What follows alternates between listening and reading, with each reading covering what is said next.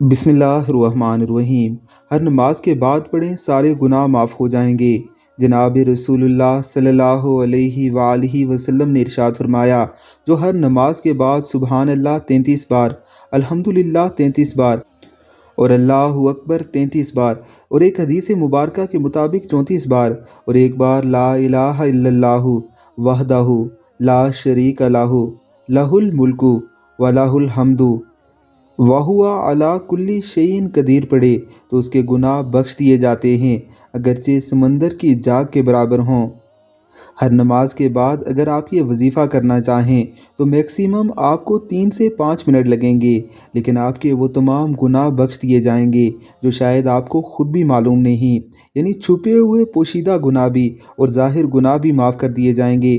بے شک یہ گناہ سمندر کی جھاگ کے برابر ہوں، یعنی بہت زیادہ ہوں، تب بھی معاف کر دیے جائیں گے۔